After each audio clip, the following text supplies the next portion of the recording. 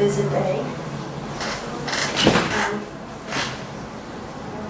It was really interesting. But this is what was happening. They're putting up a cross in the church. The church over there? Aye. Near the metro? Aye. So that was a big thing. You don't see it every day. Is that a special ceremony or is it just It's a not thing of... as much of a ceremony, but obviously there is some prayers, and there are lots of people there.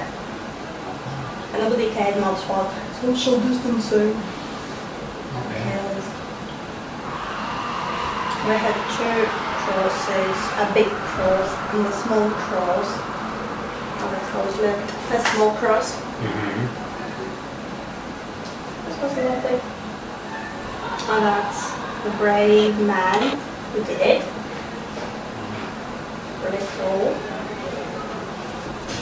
Now it's all nice and shiny. Now all they need to do is to build another little thing so they would have heating and electricity and things in there. They can't use the church yet. They still need to build the supporting things. But in general, it was good. I know that sometimes... Big cross. Big cross, yeah. Sometimes they have a sort of a small church, a chapel or something, which is often made of wood and which is later destroyed. They have it now, that's the idea. So once they finish the big church, they, as you say, destroy the smaller wooden church, or they'll put a cross or something on that space. Because you can't just destroy the church, the energy has been built there, because they serve there regularly.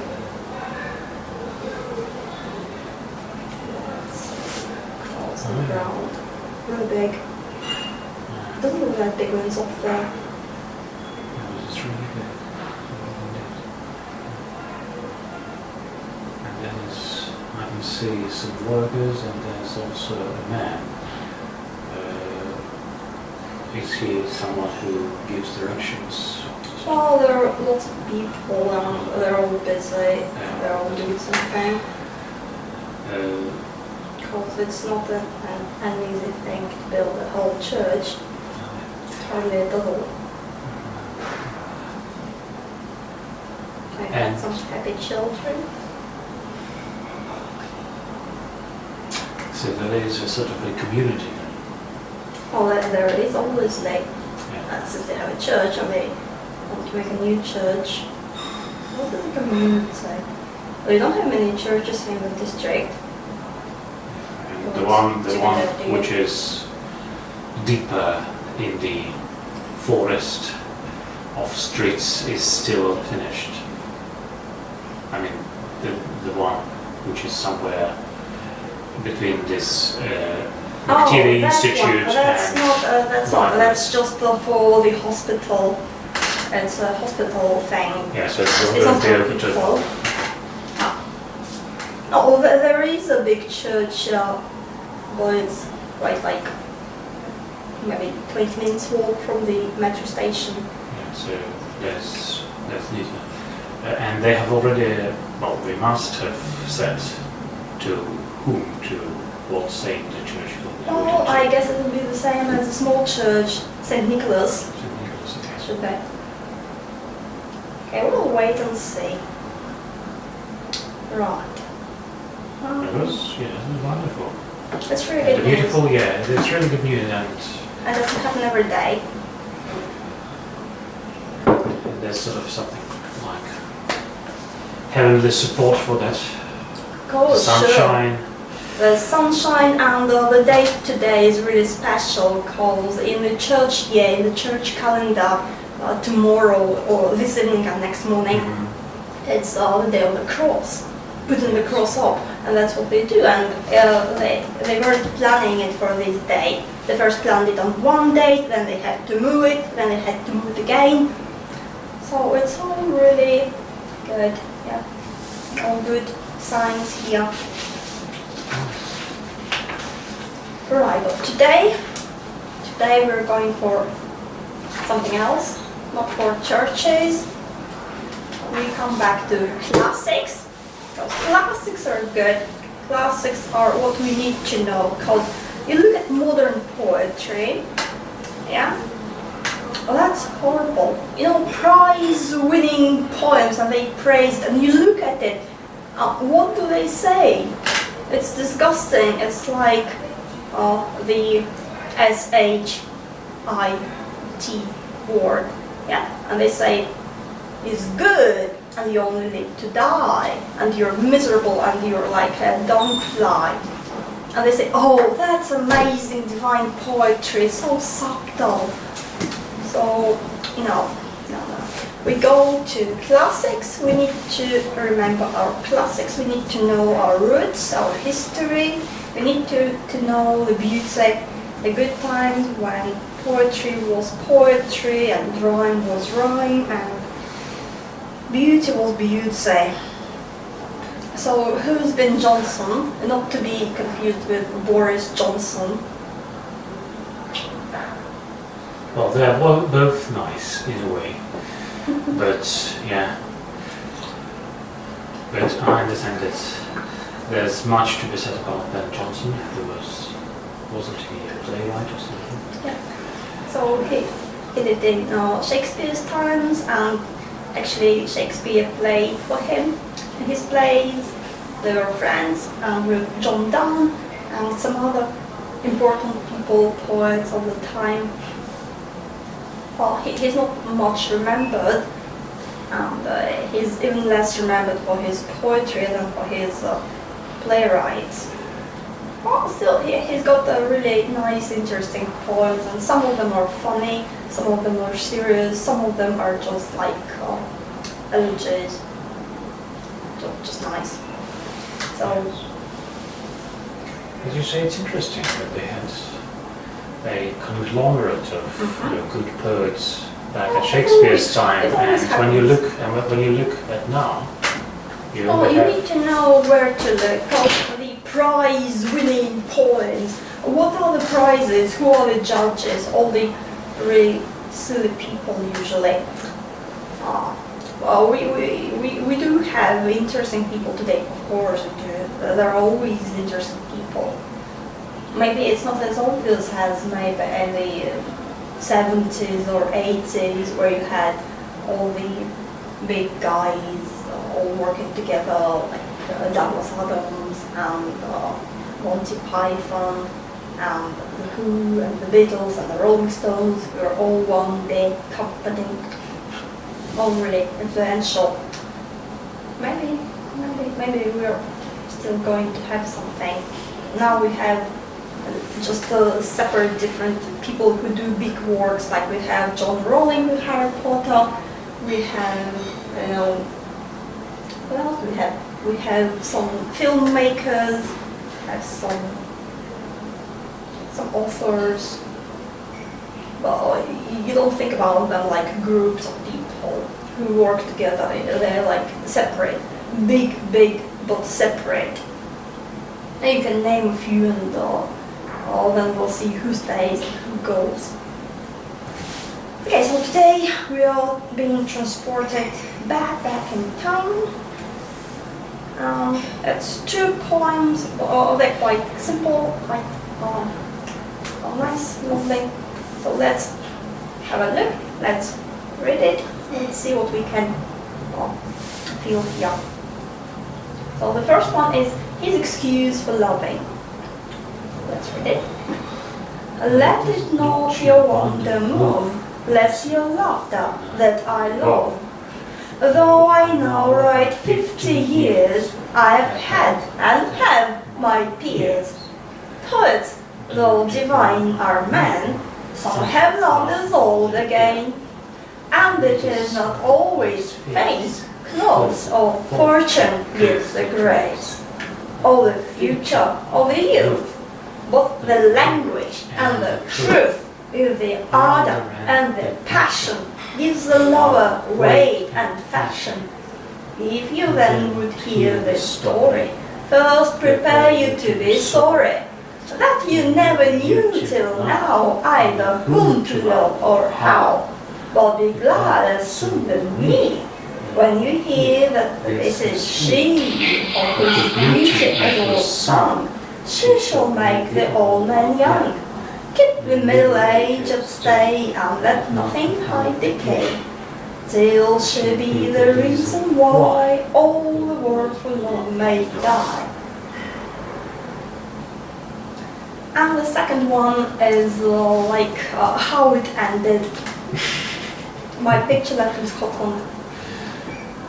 So the first part is like the promise and expectation, and the second part is a real life and how it ended. My picture left in Scotland. I now think love is rather deaf than blind, for else it could not be that she, whom I adore so much, should so slight me and cast my love behind. I'm sure my language to her was as sweet, and every clause did need in sentence of a subtle feet, as hath the youngest he that sits in shadow of Apollo's tree. Oh, but my conscious fears that fly my thoughts between tell me that she has seen my 100 of grey hairs, told 47 years, read so much waste as she could not embrace my mounting belly and my rocky face, and all this through her eyes have stopped her ears. That's fine. Well, in his case, at least. Okay, so what can we say about these poems? Maybe one of them, maybe both of them. Well, they are both about a poet who's in love. They are both about a poet who is a man. I understand that he is in love with a woman much younger than he. And the first one, as you said, is about the promise of love when you as a poet place all your stakes on the fact that you're a poet, that your word is a very powerful one, and you have much to say. You have much to contemplate as far as love is concerned. And as we approach the second one, we face the reality, the reality that basically says that for a woman he is in love with, his looks are more important than his words, and because he looks much older, well, he looks old, although if we bring both poems together, he is not very old according to our understanding today. It's something like 50, 47, 50. This fact prevents her from loving him, and he's very much sorry to understand it. But the problem with these two poems is the way you read them, and the way you sort of imagine the writer's feelings, and you might probably read them as very solemn poems, and the second one that sort of brings the poet's love to a logical conclusion. Unfortunate, and he is very sad about it. You can also read it in a different way, not as someone who hopes very much that his love will be met by understanding from this lady, but someone who is pretty much certain about it and who also might be a bit humorous about the way he looks at himself and his love, because he understands that has strong chances of being rejected. When it gets rejected, he's not sitting there, his head in his hands, shedding tears. Instead, what he does is he writes this poem, which is not only full of sadness. Maybe there's nothing sad about it. Maybe there's only sort of humor where he makes laugh of himself in a nice way, and laugh of this lady who is deaf enough to his beautiful verse. I guess it is a very humorous poem. I think it's comic because the language he uses here, especially the second part, it's clearly comic. And the situation, isn't it? Isn't it comic as well? Because it's sort of subject of many comic poems and many, when people need, for example, some high-class people or middle-class people who meet for a ball or meet for a party, they might gossip about something, and this situation is, of course, a very nice one for gossiping. Okay, I don't know about gossiping, but it really touches a deep and interesting subject, our expectation of reality.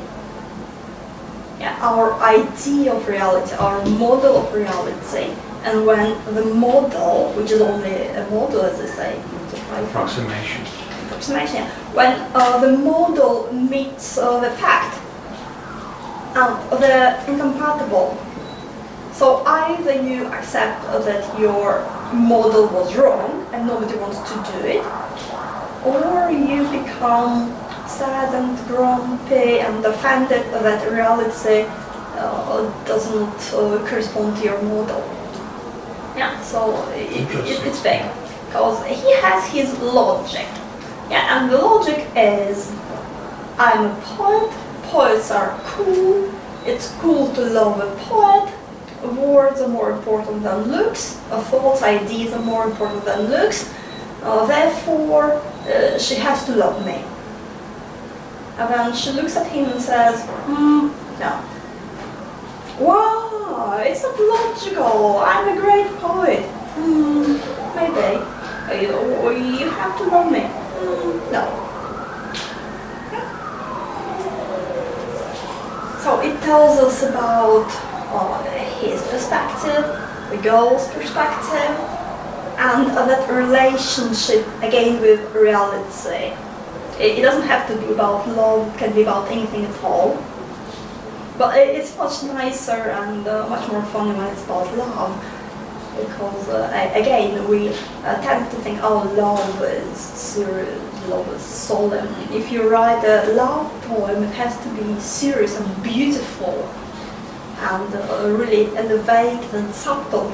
So you don't have mounting belly and rocky face in a love poem. He has it, because he's cool. Oh, it's changed color. It used to be white, now then it was sort of light brown, now it's ruby. Okay, so again, the subject, common love me before it's too late. It's something very common, and you read Shakey's sonnets, and half of them are about it. Like, you woman, you don't know how lucky you are. Yeah. Okay. Let it not your wonder move, lest your laughter that I love. Yeah, when we come into it, he already knows the answer. He already knows that if he says, I'm in love, it will look funny. He will not be taken serious. And as for the first two lines, we don't know why, but we see the reaction through the negation. And we start to wonder, and we are prepared to laugh, because we see someone else laughing. We say, why? Why would they laugh? But they laugh and love. He brings the two words together. Because love is about laughing. If you're sad, you're suffering, maybe it's not real love. Or some people say love is only real if you suffer. And some people say you can only be a poet if you suffer. Not necessarily. Not necessarily. –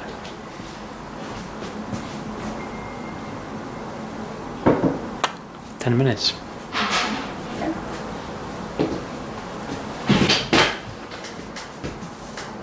But if it's real love, if it's not wanting, if it's not depending, if it's, as they say, unconditional love, which is the only true love, there's no place for suffering. And it doesn't matter whether she loves him back or not. He loves her, and that should be enough, if that is real love. But again, is it real love, or what he's talking about here? Is it real love in the first poem? Is it real love in the second poem? Or is it more like flirting? I think flirting better describes it. And again, the second poem does not necessarily mean that it's the same lady who appears in the first poem, so he might. And again, doesn't it often happen to poets? Or probably it happens to normal people as well, that they sort of get, that they fall in love or think they are falling in love with various women, and then probably we know a lot about poets because they leave something behind themselves about it. So it's probably not very serious, not only as a poem but also as an object of that very important feeling. And yet the feeling of love, wouldn't you agree that the feeling of love is very important, such as it is? Of course it is. Well, what we have here again, I love, and all the poem, he only talks about himself. He loves himself. Oh, Ben, you're amazing. Oh, thank you, Ben. I know. Yeah. Here, he again, it's a logical construction. He puts his points to prove why it's good to love him and why it's fine for him to love her or someone else. It doesn't matter who. Let it not your wonder move, less your laughter that I love. Well, again, you may say it's a visual rhyme, or you may try to read it in a funny way to make them rhyme. Well, maybe it's because he used to pronounce it the way this. There was a thing called the visual rhyme, when the words don't have to rhyme when you read them aloud, because you read them just with your eyes on paper, and then it's okay. But the music, the sound, less your laughter that I love. I laugh and I love, and you're laughing or you're loving, and they're opposite and they're the same, and again they're interacting. Two forces, love and laughter. Yeah, and as you say, since it's highly likely that these are visual rhymes based on logic, the entire thing starts with something that is based on logic. And again, you might ask it was whether sort it's... of considered normal for a poem, so it's like I mean, when you're passionate about someone, is it only logic that is involved in it? Probably not. So here, there's much about logic. So you might imagine him singing this song below his lover's balcony or something, but it would still be very funny, and he would look preposterous, which he probably understands very well. And the whole poem isn't very serious because the way it is written, all these short lines, short words, rhyming in couplets, and couplets were like a rhyme for children. It's not for serious poetry. If you have serious poetry, you have some clever rhyme. You don't rhyme in couplets, but that's what he does here, in a very simple, childish way. Love, years, peers, man again, face, grace, youth, truth, passion, passion, story, sorry, now, how, me, she, sound, young, stay, decay, why, die. It moves really easily, so we don't have any heavy words in it. It's a very light approach. Shall we? I think we shall. Okay. Maybe we shall close the window.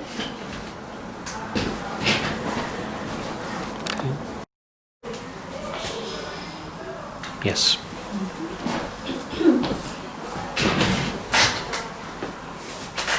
So we start with the supposition, the theory which we need to prove or disprove. If I love, you will love. Though I know right 50 years, I have had and have my peers. Yeah. So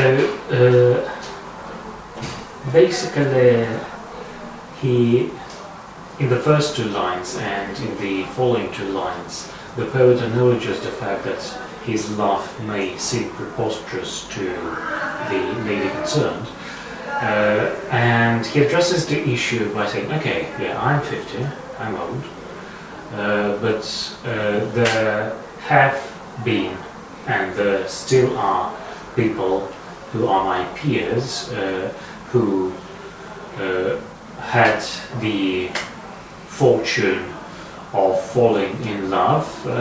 So don't be surprised. Don't look at me. Or don't have that subtle look on your face. It's absolutely fine that someone who's 50 can fall in love. And well, yeah. Yeah, and the poem is titled "His Excuse for Loving," as like loving needs excuses. Because again, if it's real love, it just happens. It doesn't need any excuses. It's there. He again comes to it as to a logical problem. He sees a problem in it and he tries to solve it again logically. And you may think about the hemispheres of the brain and how they work, because all that's how it happens. You come to the left hemisphere and it does it logically. And it makes sense to it, even if it doesn't make sense in real life. If it makes sense logically, it makes sense to it. And he's a poet. At the same time, he's all out. I'm good and great. And he states here, even in the beginning, I write 50 years, because I'm a writer. My years are my poems. My life is a poem. Although I now write 50 years, I have had and have my peers. Yeah, I was great, I am great, I'm better than everyone else around. Yeah, because peers in today's newspeak are just someone like me, but probably when he uses the word peer and somewhere else he uses the word poet.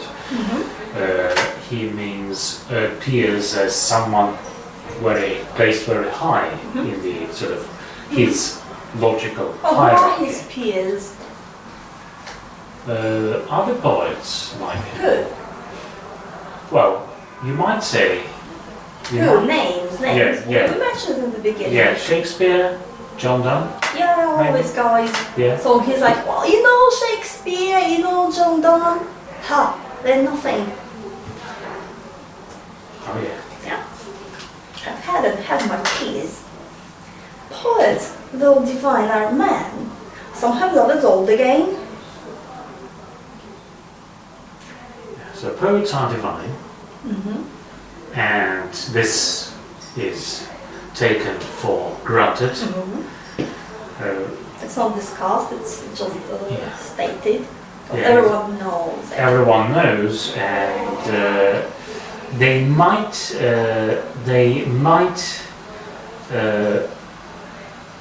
well, the divinity thing is the main thing about poets, but they might sort of walk down from where they stand very high above the rest of the crowd, and then they might appear as men, and some of these men may demonstrate normal male-female feelings. They might love. So it's really full of humor. Because when you say poets are though divine, that's obviously humorous. It's obviously he's joking here. He's being, he has a laugh on himself first of all. Yeah. Now then you have, okay, if you're a poet, okay, you can say, oh, I'm divine when I need to be divine. But when I'm anymore, I say, no, it's not just like I'm divine. I'm a man, I'm a real person too. Yeah. So again, it's like playing the card you need, showing the side you need to show. On the other hand, they always say that it's being real men being passionate about something, and what passion appears later. So that's what makes a poet. And well, there is something special about poets, isn't there? There is something that makes these normal feelings of love, feelings of sadness, feelings of even humor, as we have it here in this poem, appears special, and through the poem we see lives and all these interpretations of our lives much more clearly.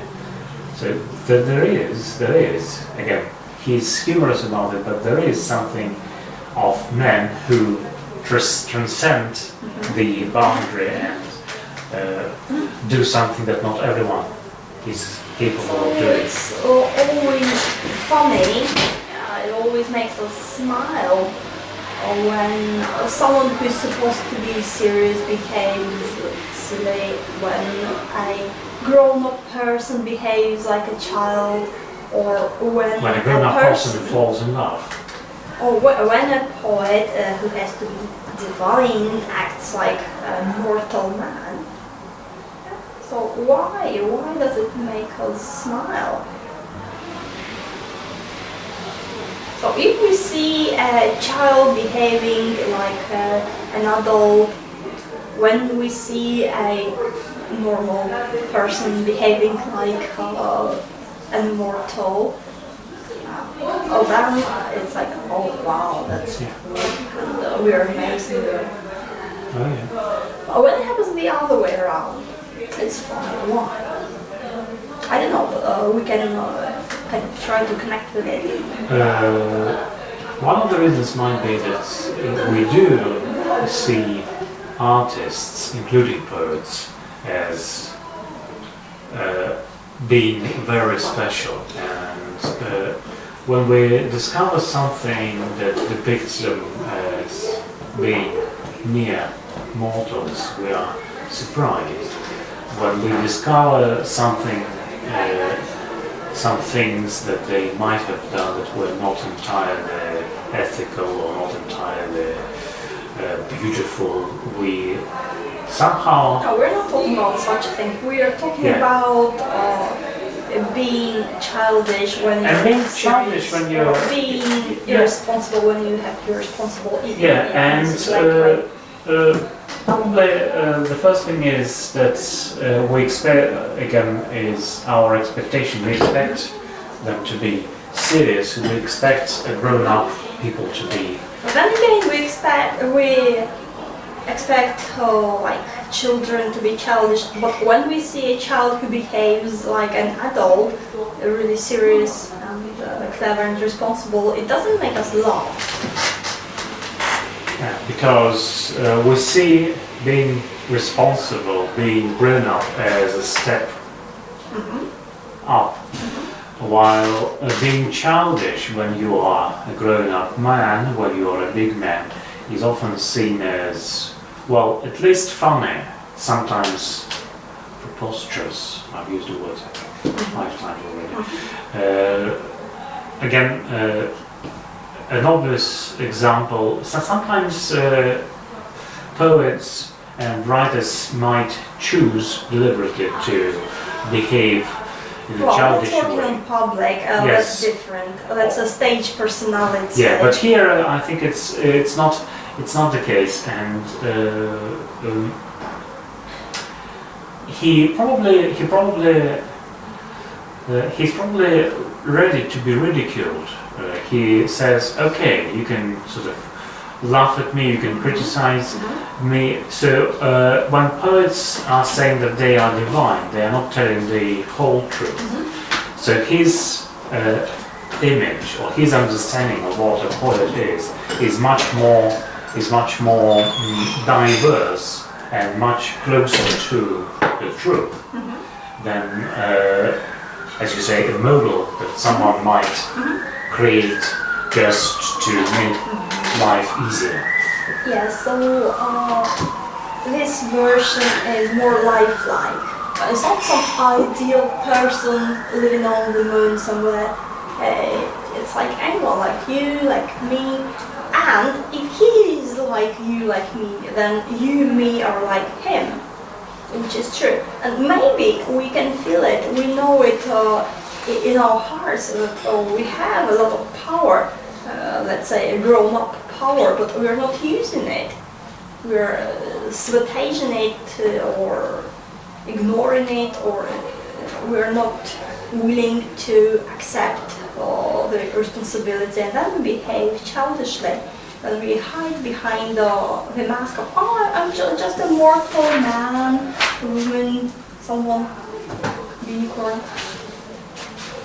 And then I was like, oh, if I'm just a little bit of clay walking here for a while, then you can't ask me to be responsible for the universe.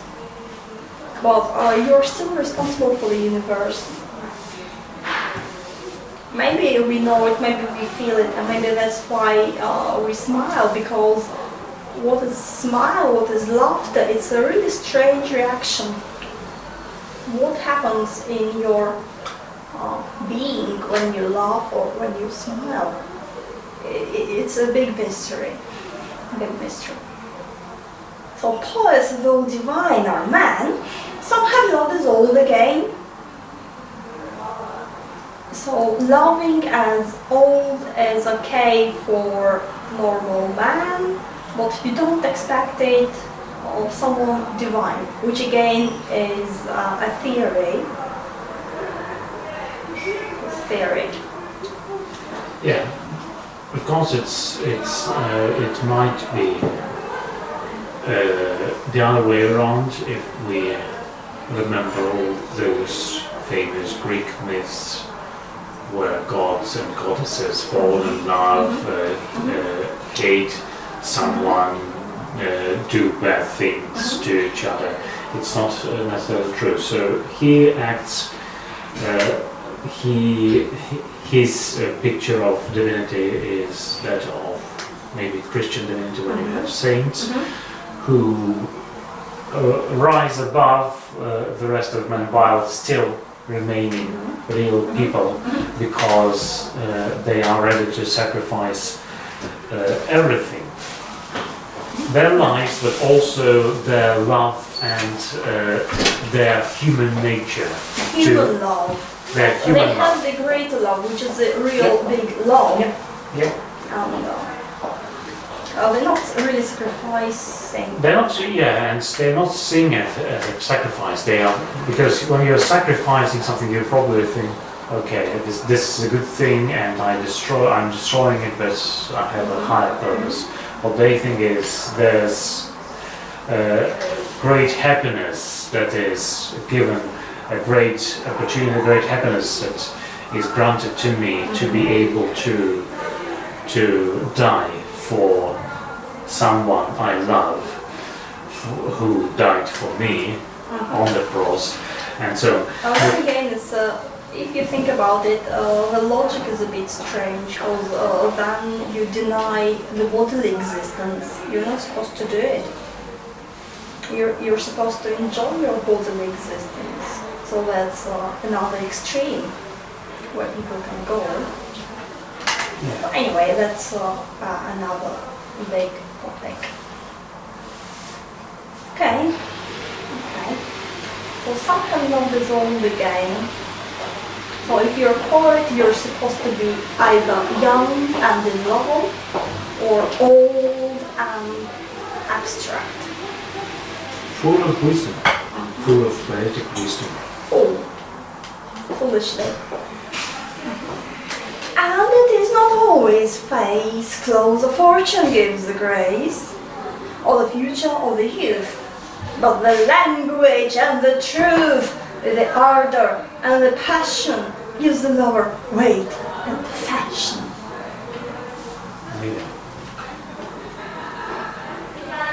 So again, it's a logical construction.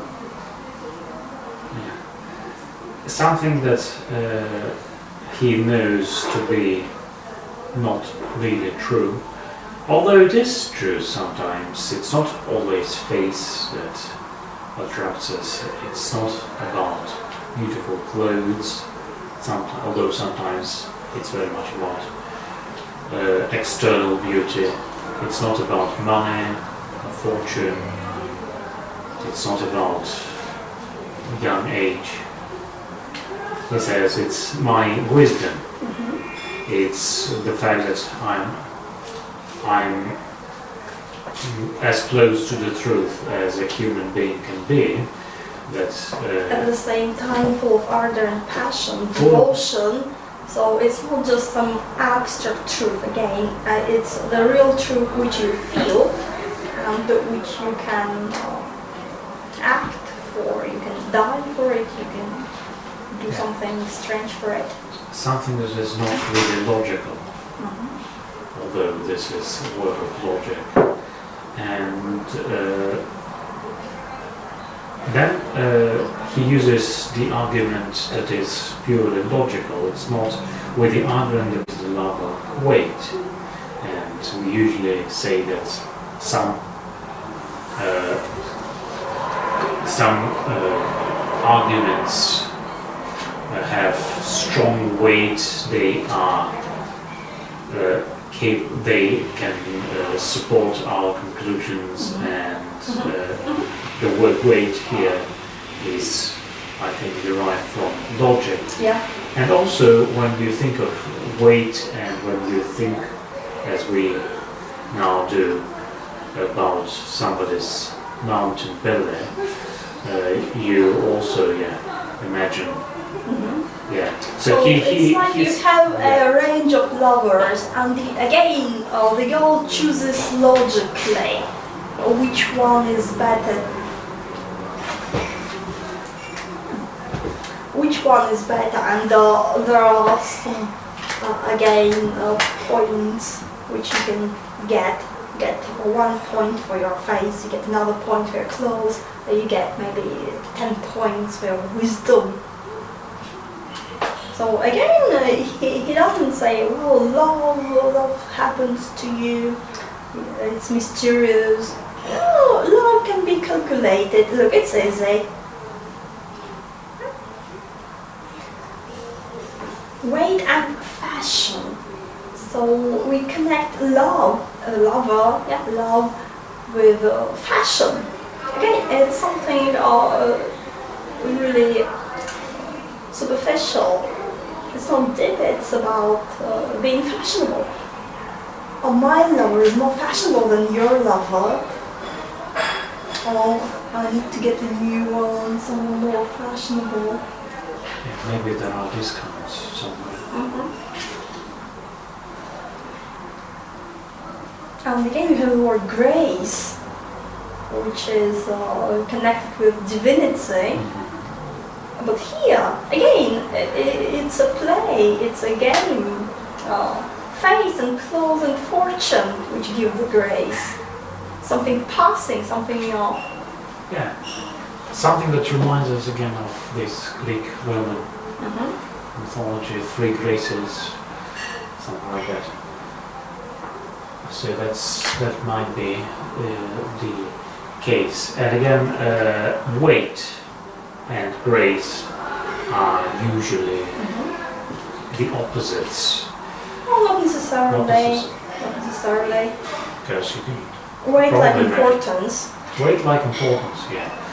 But Because then if there's grace, then it's more important. And again, what kind of grace? Grace like favor of the lover or the mistress. Not the real big grace. And he says it is not always. So sometimes it's true, sometimes the lover is fashionable just because of his clothes, which is like really ridiculous. Yeah. He said, but the language and the truth, because I don't have a nice face, I don't have nice clothes, maybe I'm not very rich, or maybe I'm not young, maybe I'm not much to look at, but I have the language, I have the truth. Yeah. I have the ardor, I have the passion.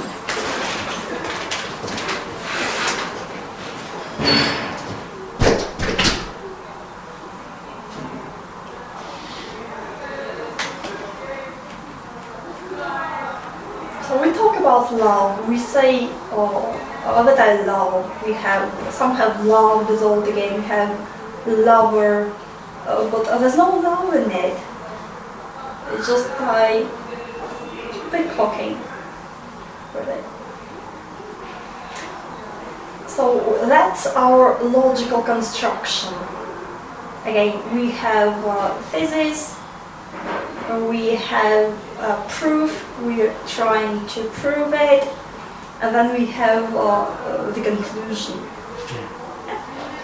If you then would hear the story, first prepare you to be sorry that you never knew till now either whom to love or how. Again. Love is something you can calculate.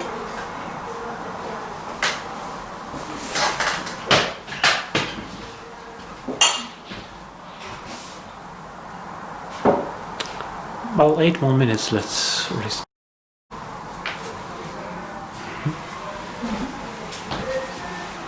So again, love is not a natural feeling. You don't know how to love, you don't know whom to love. You did all wrong. Now let me tell you the theory, so you can do it properly. You fall in love with a poet, and not just with a pretty face, okay? Like me. Prepare you to be sorry that you never knew till now either whom to love or how. Again, we have the word love, but in a very funny context. There's a rule book of sorts on love. Yeah, and how you can choose it. Again, like you can choose a lover to see which one is more fashionable. Yeah, it's like talking about choosing a horse or a car, something. Oh, you don't know how to choose horses.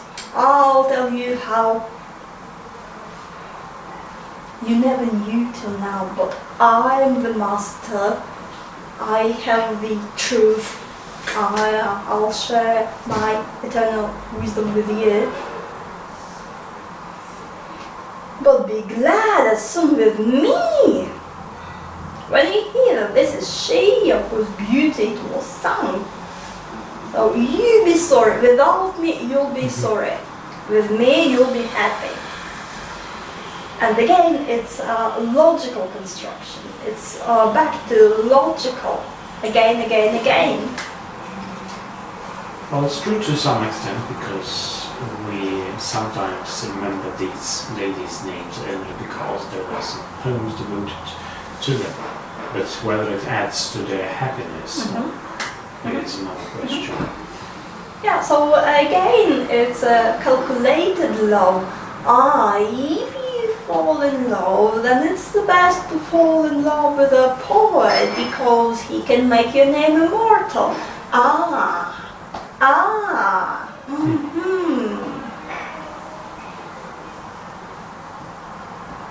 So again, does it sound like a love poem?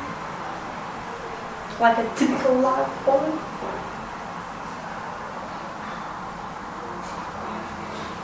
This is she of whose beauty it was sung. She shall make the old man young.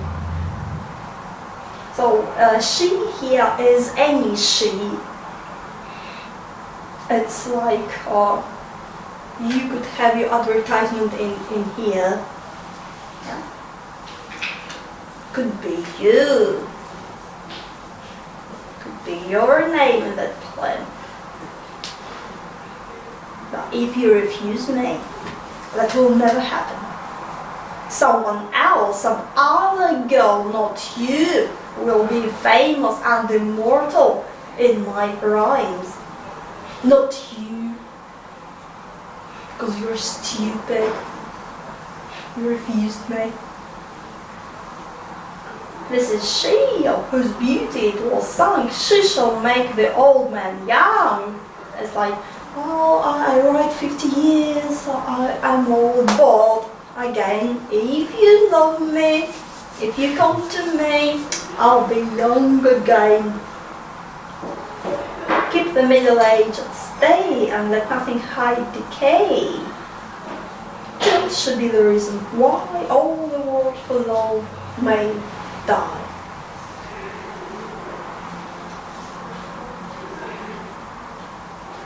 Yeah, so we talk about old age and love, and now we say all the world for love may die, and all the world is like the poet. So maybe it's like he's so much in love that he dies. Not in a romantic way, but because the passion is too much for his old age.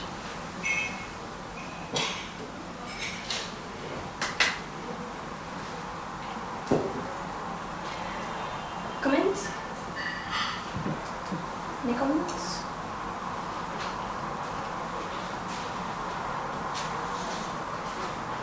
Question. Let nothing hide decay. On one hand, we keep the middle age at stay. On the other hand, we don't want to hide decay. What sort of decay is it? So if there is no decay, then you don't hide it. So nothing hides its decay, because nothing is decaying. I guess. Okay. Yes. So if we look at the rhymes, they're quite funny too. So move and love. Love is moving. Love is moving, it's not constant. Yeah. Years and peers. Okay, that's kind of connected. And then again, again. But then face and grace. So grace is connected to face. Again, it's not a real deep grace. It's just, oh, you're good looking, then you have grace. Youth and truth, that's nice. So if you're young, you have the truth. I'm old, I have the truth. Is it the truth, or is it a different kind of truth from the youth truth? It is. But the problem with the truth is that there's only one truth. So Is if- there? No, Oh, it's there's not. another one. Oh, there's another one. Oh, there's another one, truth. There's There. deep truth, and there are lies and lies and lies that fly around Or stand around. or hide. Or hide and decay. Well, then we have something funny like passion and fashion. So passion is only fashion again, it's not real. Fashionable.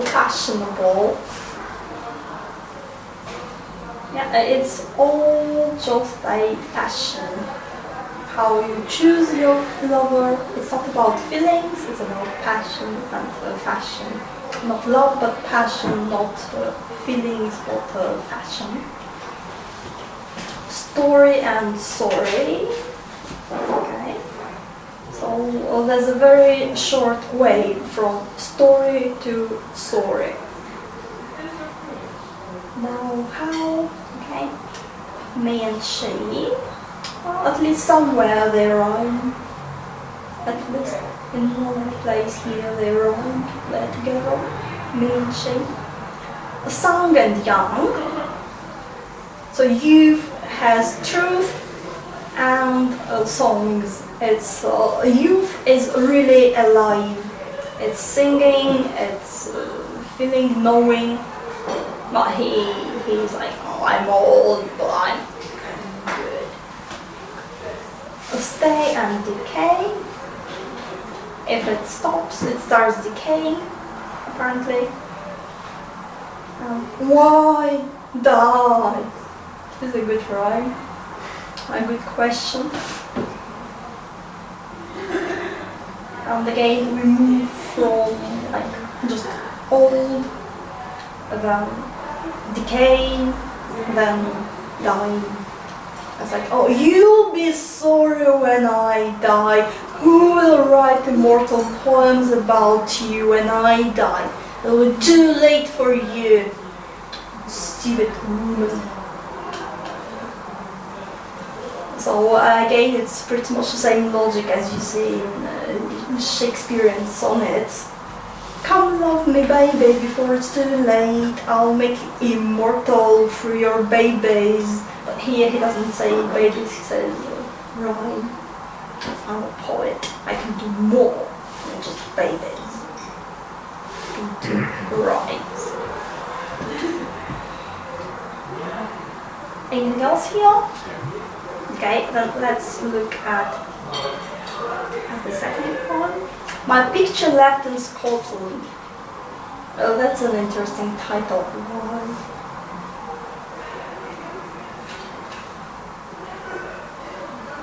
There's not a word about pictures, not a word about living something, not a word about Scotland.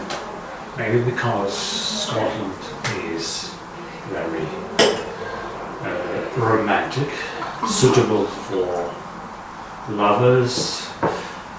There are, I don't know, I don't mean that, but that's why I'm only imagining it as something full of romance, full of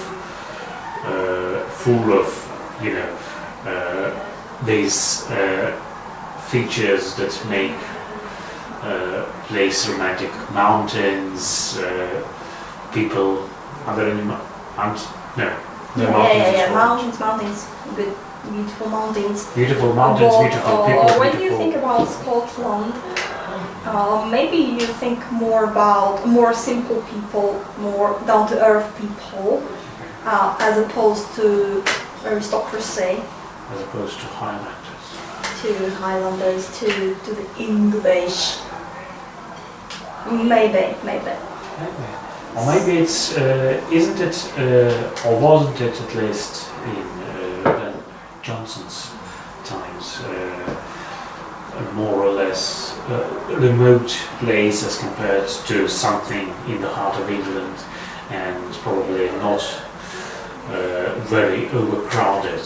So you can walk there, you can see beautiful landscapes and still be alone with your love feelings, with your feelings of Maybe, rejection. but I guess what he means here is that he came to Scotland and he met a normal, simple Scottish girl, and he tried to explain to her in this very clever academical way why she's supposed to love him. Scottish girl. And she just told him what she thought about it. And so that's his picture left in Scotland. Only his picture, the idea of him in print. Picture. Right. So it's kind of sweet and funny that he mentions Scotland in the name, because he doesn't say anything about Scotland here. But I guess if you mention Scotland, you kind of imply that it was just a normal girl, and he had to leave without her, with nothing. Because again, she is alive, she's a real person who can feel and not just follow logical conclusions. But maybe there's a story behind it which I'm not aware of. I haven't exactly studied his biography in every detail. But again, if you read the poem, you don't have to know the author's biography. It has to work on its own. Which it does. Which it does. Well, we can read it in a Scottish way. I now think love is rather deaf than blind. Okay, so I now think love is rather deaf than blind.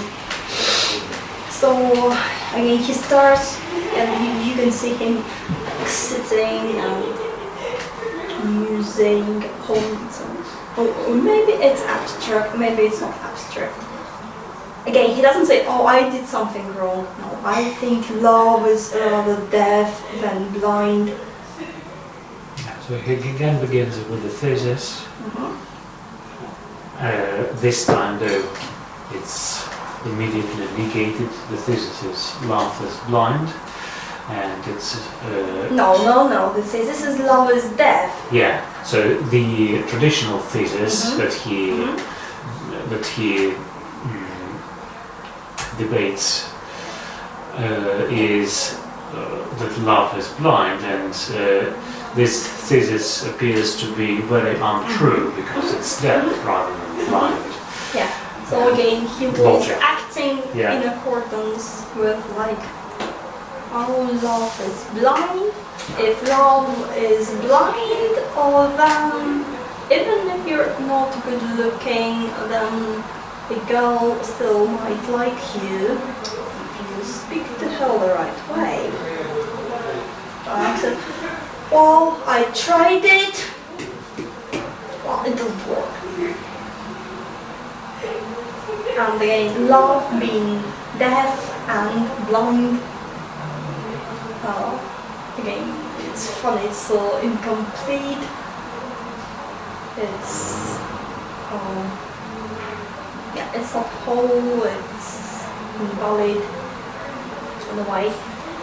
Or else it could not be that she, whom I adore so much, so slight me, and cast my love behind. I can't understand. Logically, it doesn't work. It doesn't work logically. There's some mistake in that. Yeah, the only way is that love is death. That is the only way to explain my failure. But she, whom I adore so much, should so slight me and cast my love behind. And again, if you just start reading it, you don't have the other poem, you don't see the ending. And you're like, oh yeah, poor guy. He loves her and she rejects him. Now there's a tragedy. I adore so much and she so slights me. And again, slight is a good word. On one hand, she ignores him. At the same time, obviously slightly comes from the word slight. But then there's the word light in it. So she treats him lightly. And he doesn't understand how, why. Because again, logically, if you love, adore her so much, there has to be a response. She has to feel it too. Oh, life is so unfair. How could she cast my love behind? I, great one, I'm the immortal one. I come and bring her my immortal love. And how could she just cast it from behind? Crazy. Those crazy Scotch women. Crazy. I'm sure my language to her was as sweet, and every clause did meet in sentence of as subtle feet as half the youngest he that sits in shadow of a post tree. So here we become revealing the situation a little bit. So again, I'm sure my language to her was as sweet. Like it's not like I said something wrong. I'm sure I said the right thing. How is it not working? And you can see and feel it, because that happens to us very often in our real life. I did it like it's written in the book. I followed all the rules.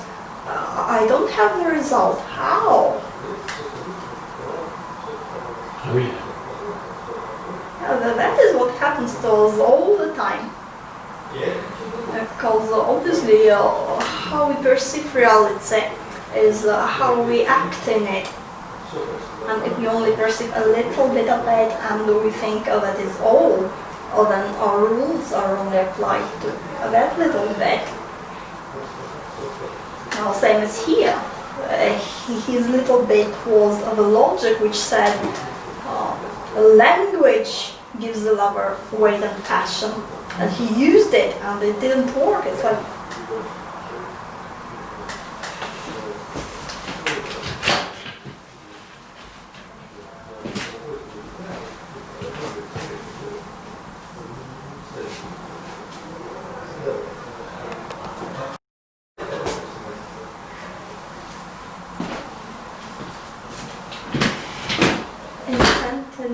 so he talks about language, he talks about sentence.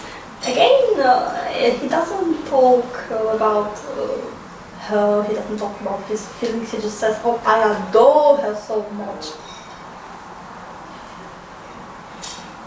And sentence of the subtleties have the youngest he. Ah, we say, the youngest he, aha, so you're not the youngest he. You're the old he that sits in shadow of a post tree.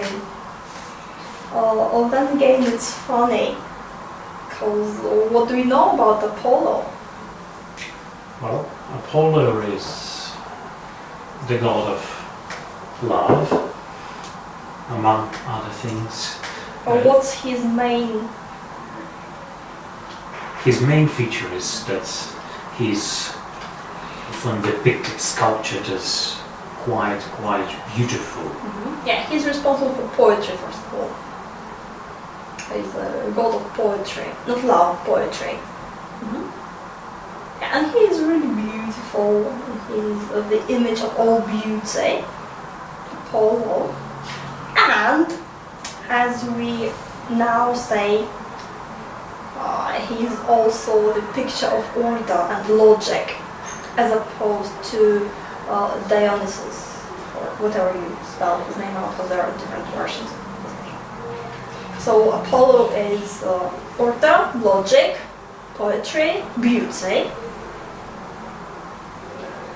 Then on one hand we have Apollo's beauty compared with the poet's description later. Then we have the shadow of Apollo's tree, again poetry and logic. So logically it should be working. It's all about logic, but she doesn't sit in the shadow of Apollo's tree. She's out in the sun. Again, it's an interesting language if you look at it symbolically. The shadow of Apollo's tree. So the Apollonian part shadows you.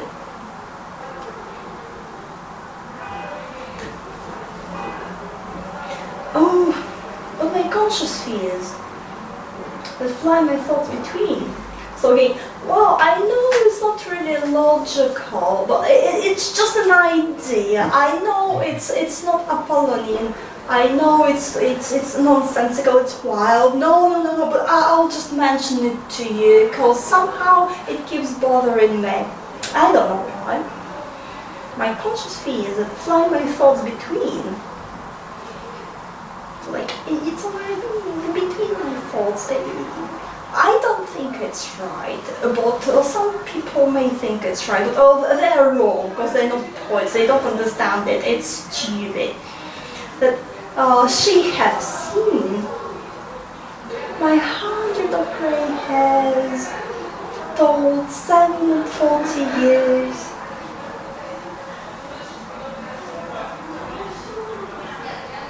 So now he's 47 and not 50, getting younger. And somehow seeing his 100 of grey hairs is awful and dreadful, which again brings us to the first point where the looks give away impression in some cases. She has seen my 100 of grey hairs, told 7 and 40 years, read so much grace, as she cannot embrace my mountain belly and my rocky face. Oh yeah. So both literally and as a metaphor, embrace like accept and embrace like he's just too big for her.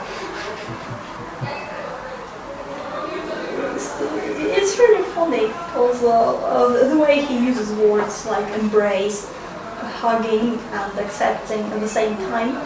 Mountain belly and my rocky face. So normally mountains are cool, rocks are cool, maybe not when it's my mountain belly and my rocky face. Again, we talk about Scotland though, so mountains are okay there and rocks are big and good there. Still, maybe not in a lover. And again, there's a self-irony. There's humor in how he describes himself.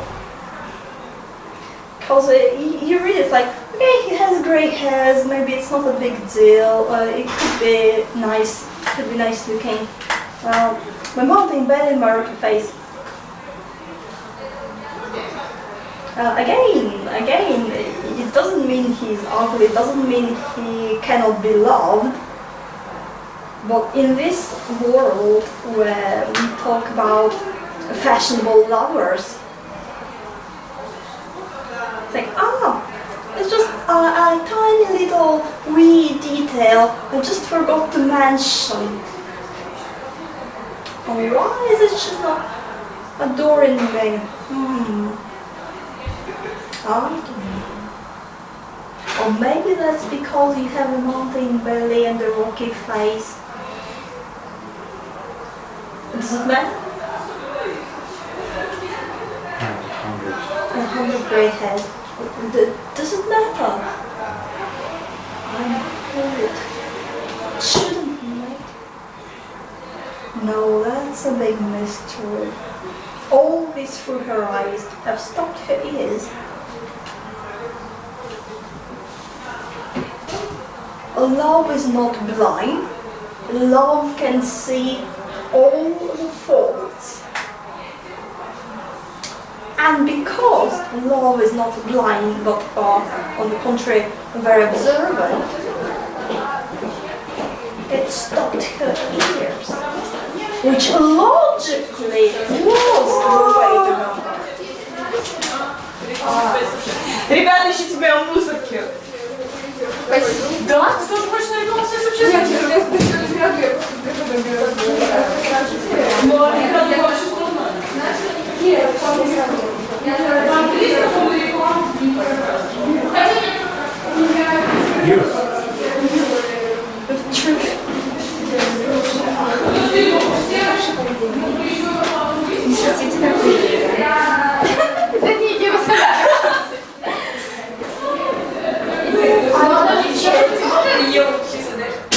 I watched Bill Gates's talk called, you need to check your resources.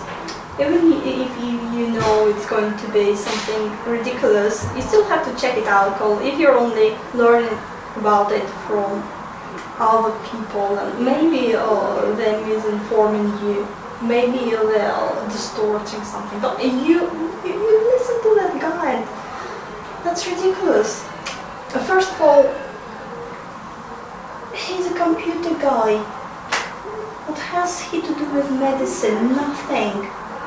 Nothing. Nothing. Everyone listens to him because he has money. And lots of it. And lots of it. But when you listen to him, you think, well, maybe he has something to say. Maybe the conspiracy theorists are taking a bit hard on him. No, he starts to saying like, other illnesses make you cough, but this one is really special. It starts when you're laughing, you're singing, you're talking, and that way you spread the disease. And 50% of the disease is spread by non-symptomatic people, meaning healthy people, really. So if you see a healthy person who is laughing and singing and talking, then you should run away and hide somewhere deep underground. His literal words. Well, there's good news for Bill Gates, because starting Monday will have to be checked, and maybe all the young people of school age are going to end up staying at the home. Check and how? Check for what? checked for compliance with these strict rules, wearing masks or face coverings, wearing gloves, glove. Glue.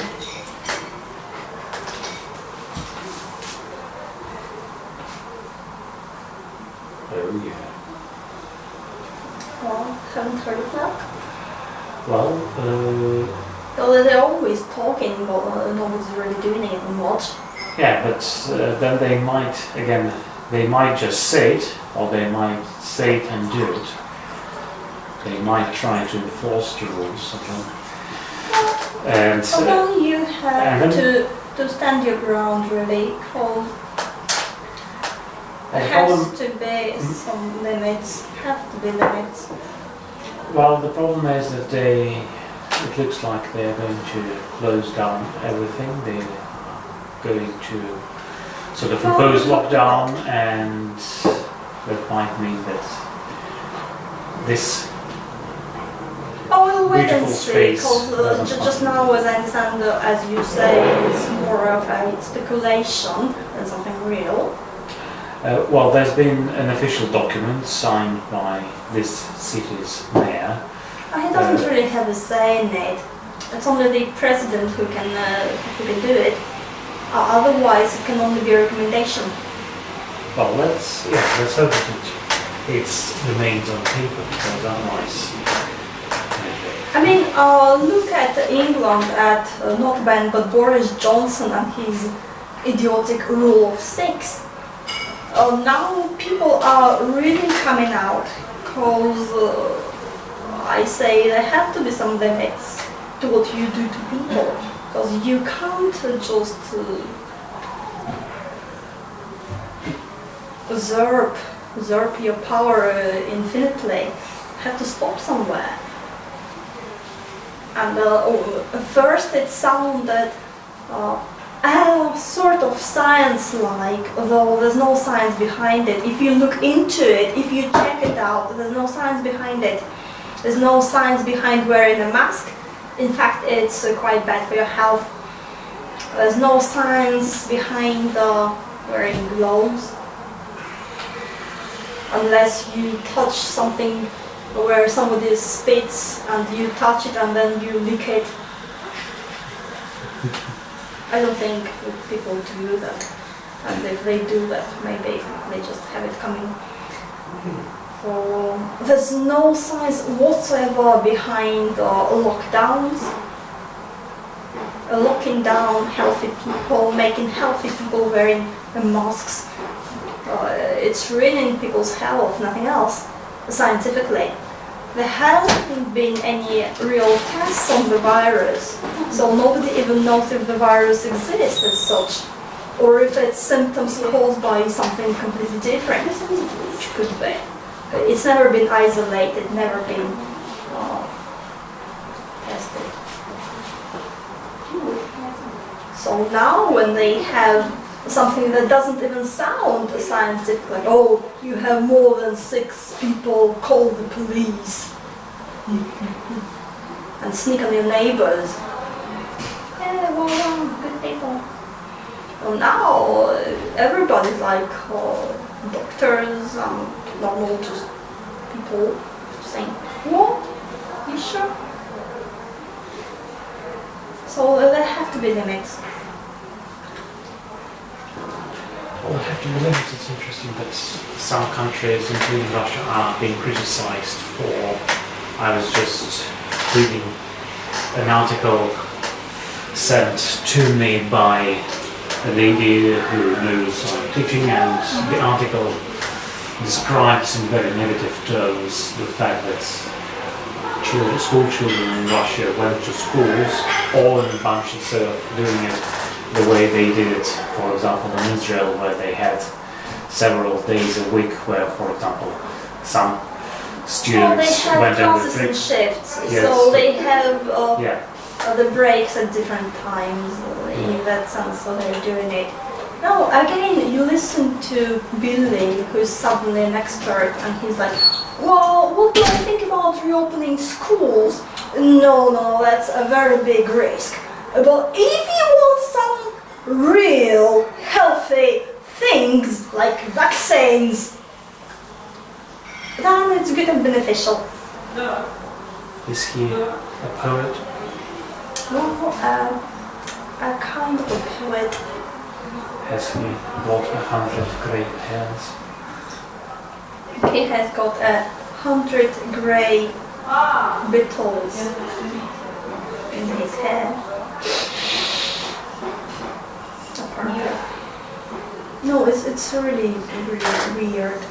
Because if you look at Australia, what happens there? Again, it's ridiculous. Because they have a curfew. You have to be home by 10 in the evening. And again, people are joking about it like, oh, the virus, poor virus, it's working night shifts. Because before 10, it's not infectious. After 10, it's suddenly infectious. Crazy. So, I have to check out the facts. What has been done, what has not been done, what is known about the situation and what is theorized. And what are your rights? What can they do? What can they not do? they can't lock you down in Russia. They can't make you wear masks unless it was signed by the president. If it's the mayor of the city, it doesn't count. It can only be a recommendation. If it's the health organization telling people to do it, it's only a recommendation. They can't force you. They can't fine you. But they can make your life difficult. Or you can make their life difficult. Or you may peacefully ignore it and go on about your own life. Again, like to say in Scotland, the government do what they like, so I do what I like. Which is like logical. Again, it makes sense. Because first of all, we are human beings. We are infinite.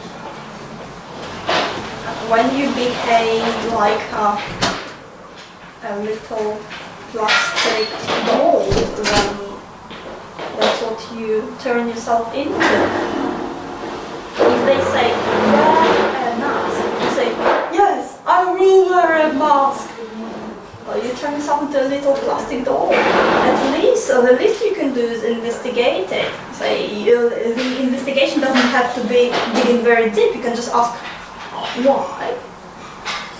If that makes sense, maybe you can do it. But if they can't even answer, because I'm busy with different documents and things, I have to go to all these document places, and some of them don't care. Some of them try to force you wearing a mask. And if you ask them why, they can't answer. They just say, well, that's the rules. They told us so. Why? Oh, put on the mask or go away. But if you don't do it, they do nothing. They just be grumpy for a minute or two and then they just let you be. They can't force you. It's only if you agree to it. It's only the power you give them. But it's amazing. It's amazing. I really love it because now is the real time. The time of reality, the time when you choose who you are. Are you a human being? Oh, yeah, it moved. Hello. The camera moved. Are you a human being, infinite, or are you a plastic doll? A little zombie? Zombie. So I'm not saying you have to disagree all the time, but at least you can ask and to see why you are doing this or that. If you're doing it just because they told you, then it's not you. It's not a lie. You make your decision. You may decide to wear a mask. It's your right. You may decide not to wear a mask, but you have to see why. It has to be your decision to wear a mask or not to wear a mask. Not just because somebody tells you, not because someone threatens you. Again, you look at classical books, you look at Rain by Noem, and how it's all about colonies and how they treated people in colonies. It's the same. Absolutely the same. You don't do what we want you to do, we find you. So if you keep not doing as we tell you to do, then eventually you just die of starvation. Are the options? Okay, I guess that means we should finish. Let's finish.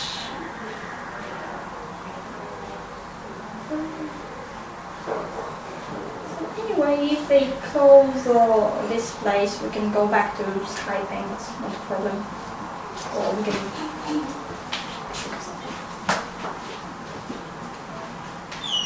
If it's still working.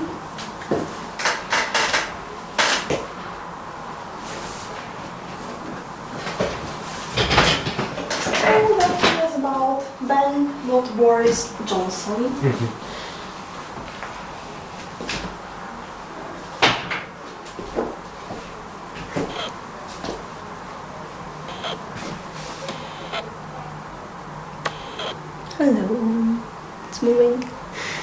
It's alive. Even the camera is more alive than you.